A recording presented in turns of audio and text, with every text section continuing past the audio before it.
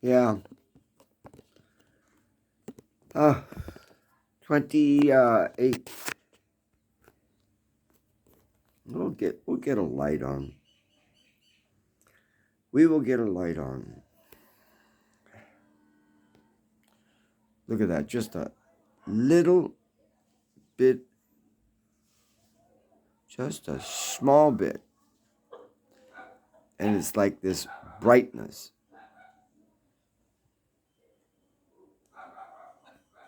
Right? That's like the beneficial UV. It's the beneficial UV light. Now, I have that curtain. I'll even put up a thicker curtain because I don't like the UV lights that are sitting on pericardial marg. Yeah, there's UV lights sitting on pericardial marg. 2 of them.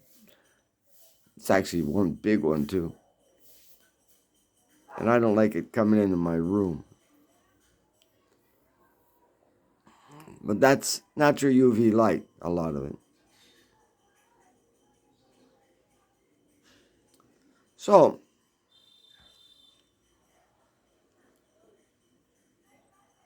if you look at the senses, the 5 senses, right?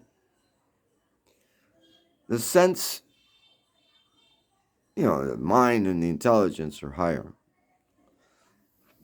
But the sense that's like stronger or more believable is seeing is believing. When you see something, you believe it.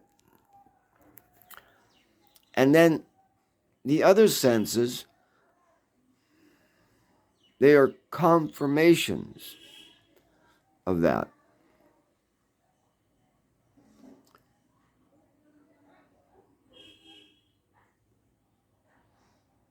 Yeah.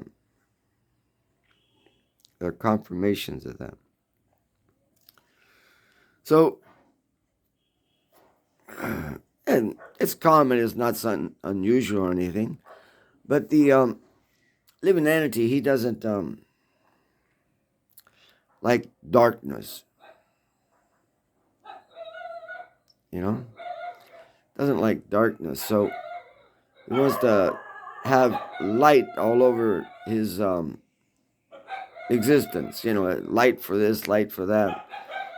I have to see the stairs going down.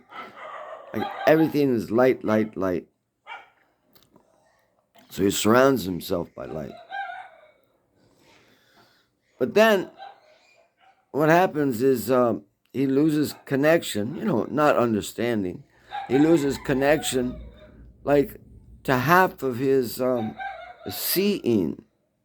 Already half is gone because of this light, light, light, light, light. And if you go up in an airplane, all of a sudden you just see this.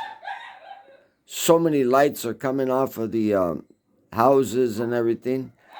It's almost like daytime.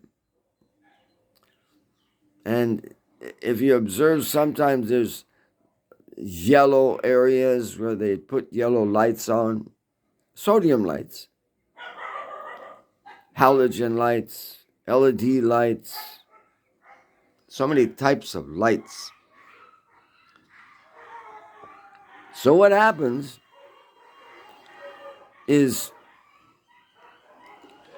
about half of his existence is gone because seeing is believing, or it's confirmation of something. It confirms what your existence is.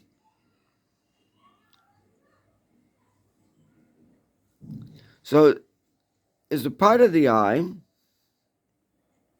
I'm not an eye doctor or anything, but I'm pretty sure the rods and the cones. Actually, the rods and the cones have the general, not like the basic construction.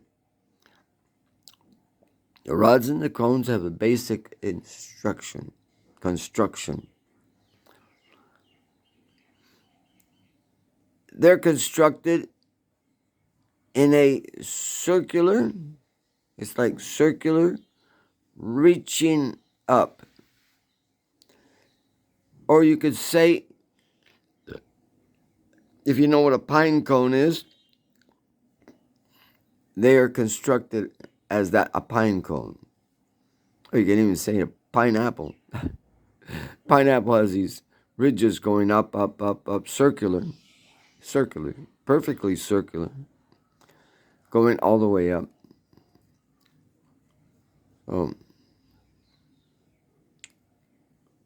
I'm just guessing, but a pineapple is probably good for the eyesight.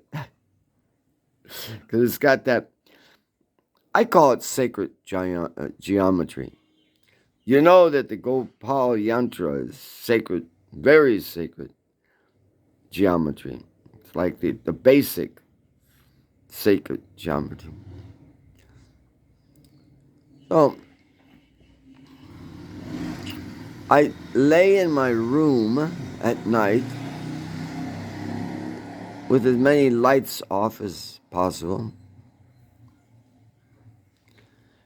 And I want to activate what are called the rods. So in the military and everything, you learn that if there's no lights, then try to look at things with the outside of your eye. Don't look from the middle of the eye. Look from the outside of the eye, because that's where the rods are. And the rods, they're in your eye, but they're like constructed. The geometry is there, same geometry, but they're constructed in a different manner so that they can see a more of a spectrum. So even if you just,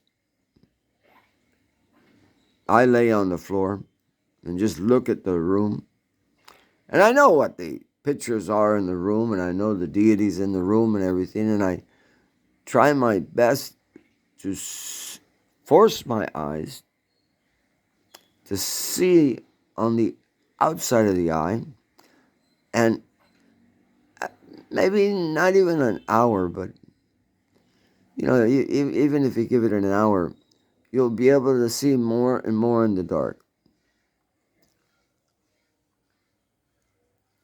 Well, you know that's good for your health. It's not like something you have to guess or anything like that.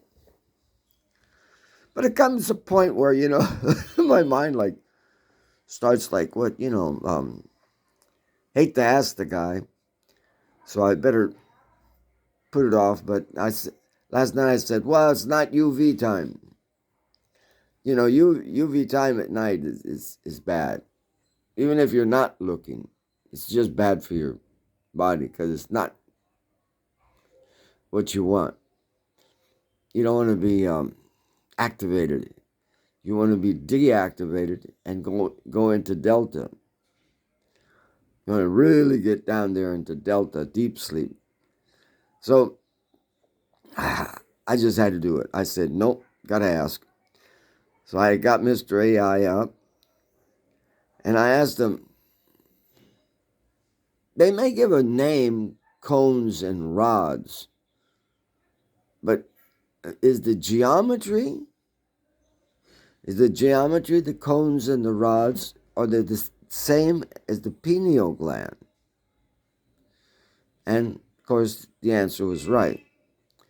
It's the sacred geometry of the pineal gland. And some mammals, they can actually even see with their pineal gland. That construction is to see.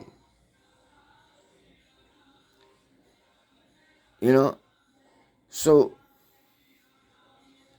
by the description and how they make the, I was thinking, the Tower of Babylon was, just some blocks of a city or something like that. No, it's about 100 kilometers, 100 miles. Yeah. And it already had gotten up to about 200 kilometers. Yeah, it already had been raised about 200 kilometers. So if you dropped a brick, you might as well forget it. The brick's gone forever because it's so high. Not a little bit high, it's so high. Enormous construction. And it was construction in a circular manner. Because if you construct something in a circular manner, you can add from the base, understand it, you add from the base and you go around all the way up to where you are. Then you add from the base and you bring that up, up, up until you're at the top. And then you add at the base. So the base starts getting bigger as the height is going up. They knew the construction of the pineal gland. They understood the sacred geometry, and they built their Tower of Babylon in that way. You didn't need any stairs to go up because the stairs were already there, because it was constructed from the base all the way up to the top. Of course, you need water and everything to climb such a height, Oh, my pineal gland is constructed like that. My rods are constructed like that. My cones are constructed like that. So you're losing the effectiveness of your human body by not using the rods. You must get into darkness. That's all there is to it. You must make the effort. I'm not trying to be pushy, but I'm telling you, if one wants human existence, you must get into darkness as much as possible, and as much as safe it is.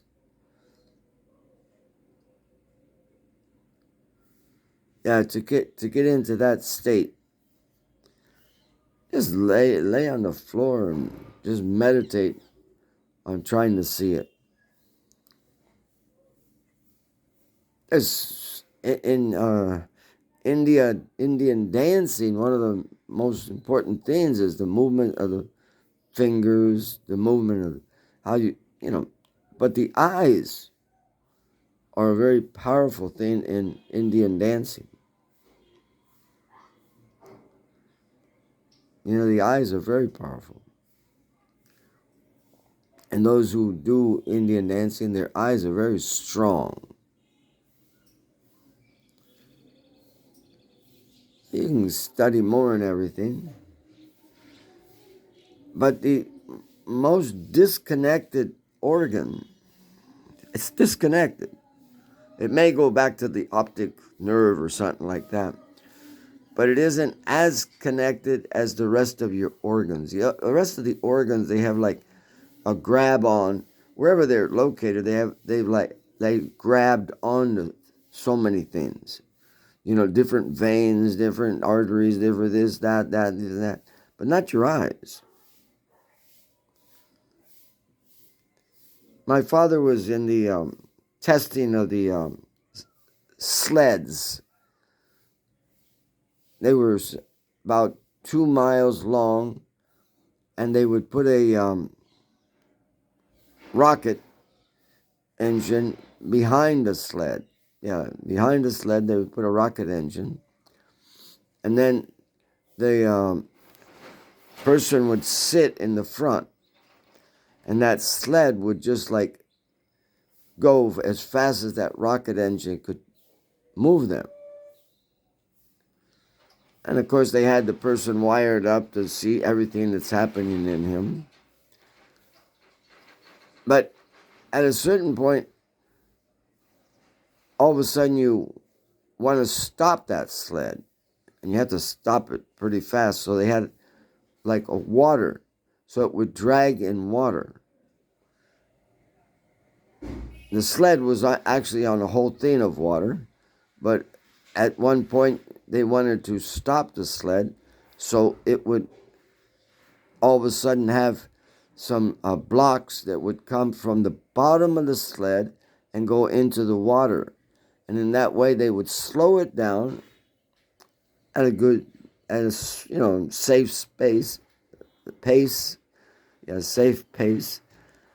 And then they would, that's how they would stop it.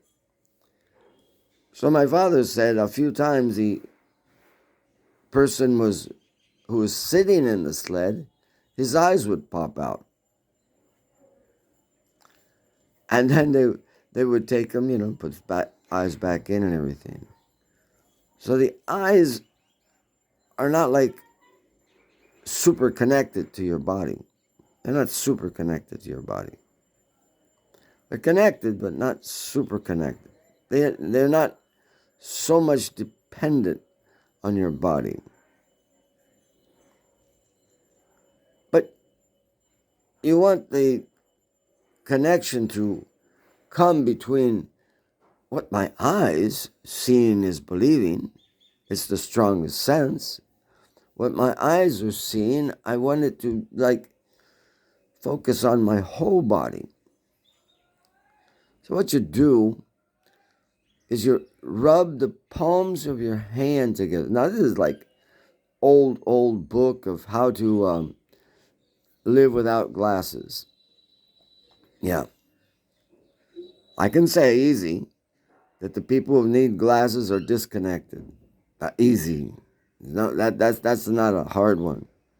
So one of the exercises that the person had was you rub your palms together as hard as you can, and then place your palms on your eyes.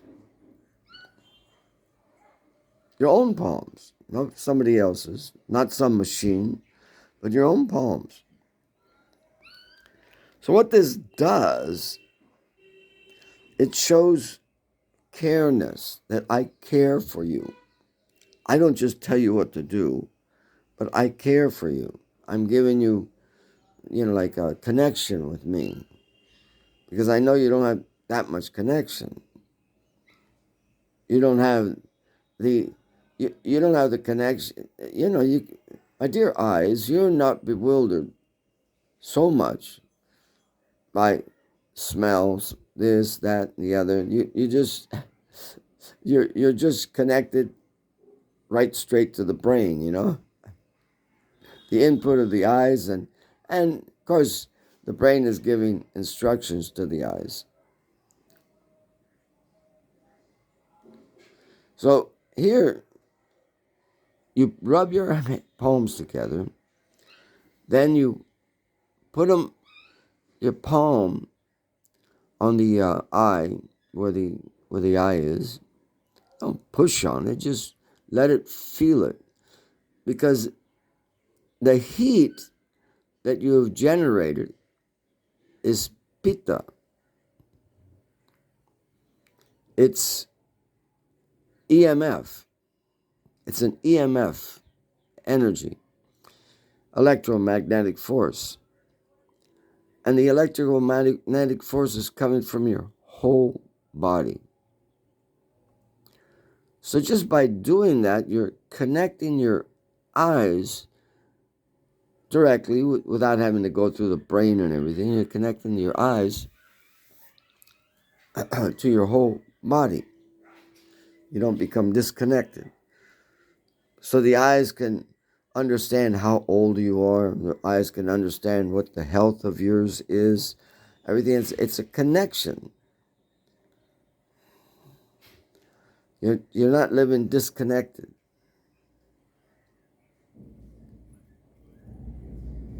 Now you do that a few times, and you'll see that the eyes will be able to see more in the darkness.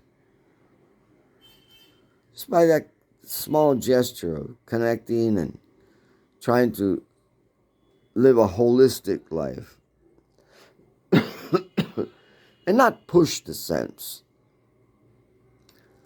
you know? Yeah. Oh, that's what I do. Lay in the darkness.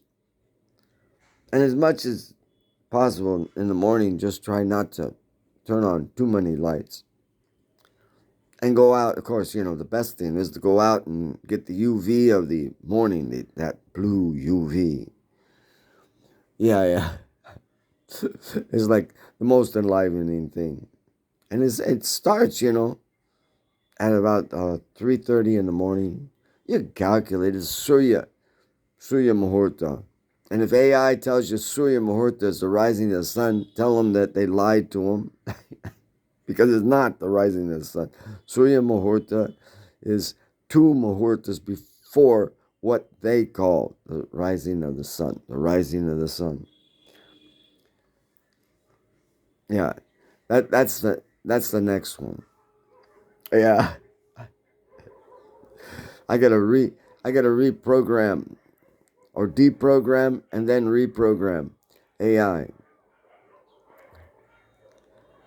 Yeah, you gotta outguess because it's in essence, like I've said so many times, every atom, every particle of an atom is a soul. It can't be made of anything else,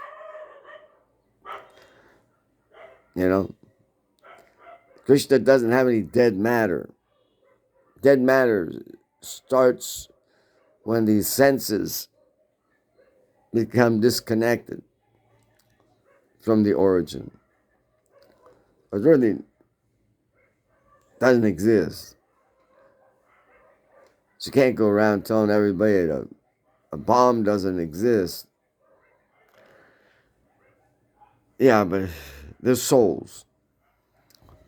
Misdirected, confused, with a strange desire. Oh, I want to know everything, but he isn't qualified. Okay, then here, be AI or be a part of AI. Yeah. Whatever. Okay, so I get into Mr. AI and see what he's gonna come up with. But as much as possible, stay out of the light right in the morning, the artificial light. Get to the light of the sun. And don't understand it's Surya, the demigod. No, it's Surya Narayan. That's another thing. You don't go, Jupiter is Jupiter Narayan. But it's a common thing to say Surya Narayan. It's a common. It's a distinction. The sun is distinct. The sun is distinct, and it is the controller of so much energy. Good energy and what we would think is bad energy. Because it's against our health. Yeah. So get and get connected with your eyes. Get connected with them as much as possible. Stumble around, walk around, stumble around. I'm at the age that I just want to just lay down and get connected. I don't want to go walking around. There was a time here that, there was no lights on the Prikra Marg after Keshigat. There was practically not a light around. And there wasn't any cement, path or anything. You would find the sadhus out there. After rain, the sadhus would try to level out the Prikra Marg. Sadhus. They'd take somebody's Bail Gadi and they would shovel dirt from here and there, and they would rebuild the path of the Prikra Marg. It's just such a beautiful action by the sadhus. Yeah. So walking early in the morning was like walking in darkness. And as you would walk around, when the peacocks start waking up, they wake up before, I don't like to say sunrise, before the sun rays hit our horizon. That doesn't mean that there's some round object. No, that just means there's a distance. Because the horizon, the sky, and the earth come together no matter, what. They come together at a distance. The distance, it's just logical. So my distance of sight, and then you say, well, the distance of the light shouldn't be affected by the distance of the sight, but that's how it is. They're combination. The light of the sun disappears because it's more distant from me. Not that it went around a globe, but it's just further away from me, so that horizon is vanishing. So even when the sun is at a distance of what they call 12 degrees, it's actually not below us. Not below us. It's just at a distance, and it's like because of the distance, the light has disappeared from our vision. But that light is so powerful that it can activate the brain. Your brain can be activated. Even at a great distance, it can be activated. Okay, leave it at that, but just remember your sight needs your support. Your sight needs your support, and that's it. Get connected with your sight, and then sight will bring in more. Now, you'll get more feeling for things. Because the pineal gland, remember, is the one that is activated by the soul, and they can tell that it's activated by the soul because there's like a channel, a canal from where your thymus sits to the pineal gland. And that connection activates the pineal gland to different colors.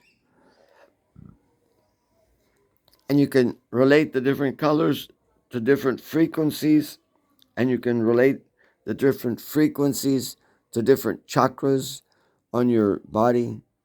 So it is a very powerful thing. not to be neglected, especially if you're a human being. Yeah, especially if you're a human being. The Lord Ram appeared state yesterday, but there's a person who sits on the outside of a Rotterdam. He has a sitting place, and everybody knows it's his sitting place. And he was a worker on the Indian Railroad. And because of some accident, as they say, of acid falling, it fell into his eyes and he lost his eyesight. But before losing his eyesight, he had memorized so many shlokas about Ram, so many slokas. So he sits there, and sometimes if he wants, he just starts saying them again and again and again. So one time, he doesn't need somebody to help him walk or anything. So one time I was coming out of Rotterdam at 4:30 because I doing something inside, and I see that he lifts his sleeve up, and all of a sudden it's like as if he's looking at his clock, wristwatch, and I'm going like, this man remembers wearing a wristwatch, and now he's doing the action of looking at his watch. So I watched him for a while. Then he started nodding his head like no. And I went out there and says, could you please tell me, what are you doing? He says, well, I came out and I thought it was later. But now that I see, now that I see it's only 4:15. And I just like stood there dumbfounded. As I see, it's only 4:15. I said, he can see. And he isn't going to get into it any more than that. So I just said, okay. And he says, yeah, I'll come back later. That was it. As if it was the most natural thing. Of course, me and him were just alone. There was nobody else there. So,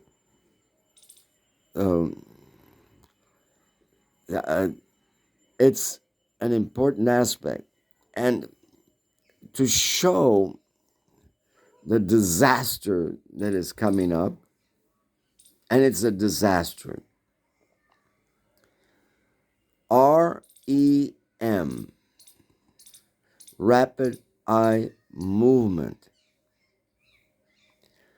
It comes when you should be awake. Your eyes just start rolling around trying to see. Although you, the body, have not opened your eyes to see, they start rolling around to see. Rapid eye movement. If you go blind, you become very nervous, or else even if you think of going blind, you become very nervous. So that anxiety to see is naturally awake when that wake-up call of Surya comes at around 3:30 in the morning. Rapid eye movement should then begin. And no matter how much you sleep during the day, that rapid eye movement does not relax. It's always there until it's actually time to get into delta sleep. And then the seeing and the activation of the brain doesn't stop. It is always there. It's a sense that's always awake. It's always awake. So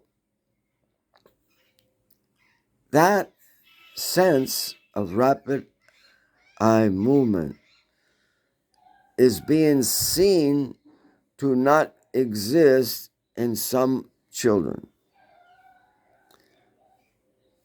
They are beginning to lose that ability of rapid eye movement.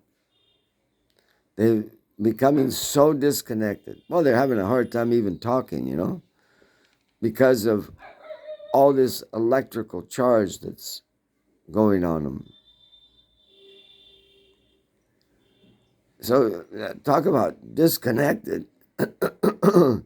Here, one of the most valuable senses you're disconnecting from. Yeah, one person that you have confidence in, he doesn't even have to talk, he just has to show you something and you believe it. And now it's being destroyed.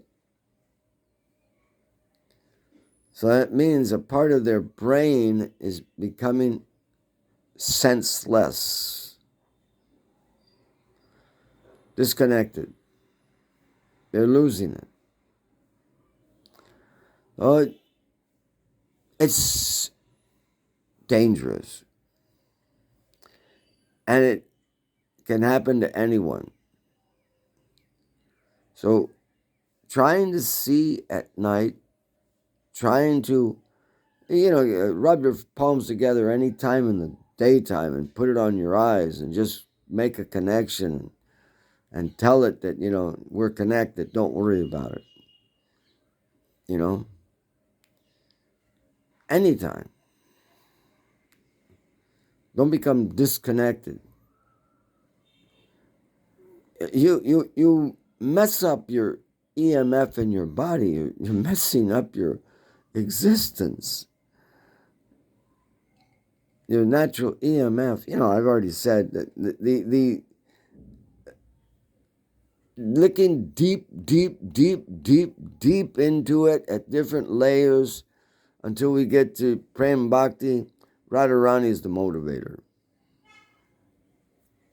So the EMF is just a slight reflection of Radharani's potency. She's the motivator. That motivation for you to do something. That motivation to live. That motivation to want to live. That everything. So the EMF in your body is very delicate and should be treated like that. Okay. Hare Krishna, Hare Bol. Anyways, I'm a little bit, happy. You get the UV rays at this time that are enlivening, and then from 10, you start calculating everything. From about 10, every place changes. I don't like using these numbers like 10 to 2. I'd rather use a Muhurta number. But I don't know how to calculate easily the muhurtas without going upstairs and seeing the shadows. Then you can calculate. If you have a place for a sundial or something like that, you start noticing the shadows and how they're made and in which direction they're going in and everything, and it just like really starts getting you connected and everything. So, yeah. So, and every place is different. It's not 10 to 2. And if it's 10 minutes before 10, it isn't going to work. No. That's not human. The calculations, a 24-hour clock and everything, that's not human. It doesn't change. It has nothing connected with the sun. It has nothing connected with the planets. That's what they've done. They've disconnected you with the planets. They've disconnected you with human existence. They've taken away so much just by telling you 12 midnight is the beginning of the day. Come on, man, Open your eyes. It's not the beginning of the day. No sunrise at the beginning of the day. Yeah, and sunset is the end of the day, you know. So whatever your place is, it's not hard to calculate and everything. Your muhurta. Matter of fact, you can just look it up every morning. How much is the day muhurta? How much is the night muhurta? And then you just have to know the sunrise and the sunset, and you can calculate your own. So it's all there at hand's reach and everything. But the 10 till 2, I can look at this phone. Why? Because the UV rays are like almost equal to the UV rays outside. Just like I avoid being too much in the sun, I have to avoid being too much under the control of the UV light of this mobile, right? But you have a period of time where you can do that, and then after that period of time, because you have to put in lunchtime, and then after lunchtime, you have a period, a muhurta, where you should sleep, relax. Yeah, you should sleep and relax. After that 2 p.m.